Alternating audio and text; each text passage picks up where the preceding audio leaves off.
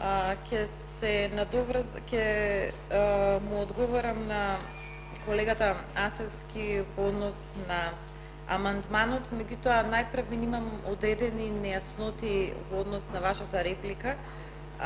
Не ми беше јасно, ќе почнам од крајот, зашто точно говорите кога кажавте дека некој бил разочаран по полагањето на одреден дел од приемниот испит во академијата. Мене, колега Ацевски, не ми е јасно дали ќе може да ме објасните од каде вие ги знаете тие информации, кои што по редот на нештата и по сите правила би требало, ако грешам, нека ме исправи заменик министерот за правда, да бидат класифицирани информации. Како колегата знае кој како поминал на испитот?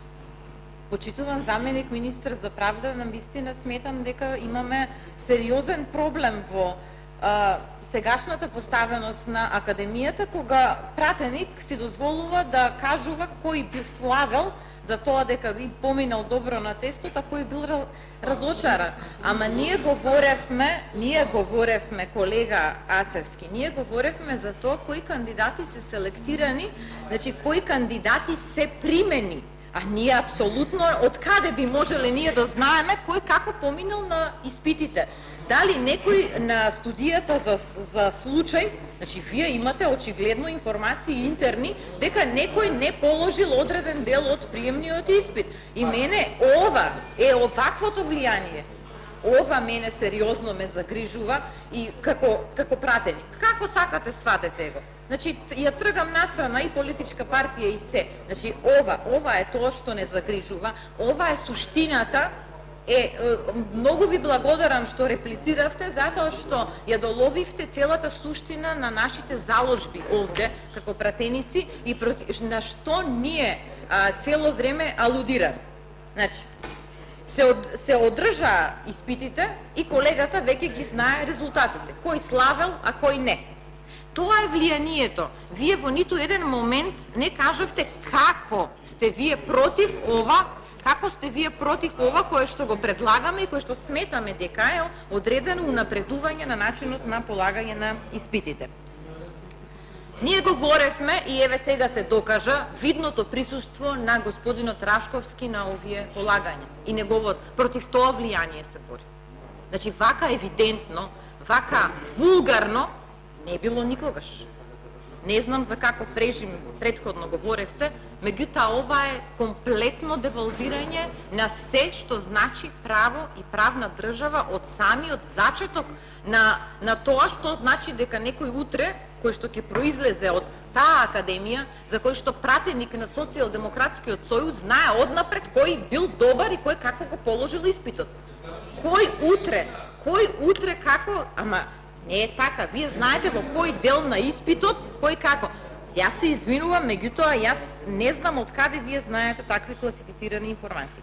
Покрај силните препораки на дипломати од Европската делегација, од амбасадата на Франција, значи конкурсот да биде фер, објективен, без местење, вие го потврдувате она што ние како пратеници го говоревме во првото читање и кој што заложби наши се потрудивме да ги преточиме во амандманите што денес ги предлагаме на усвојување пред комисијата.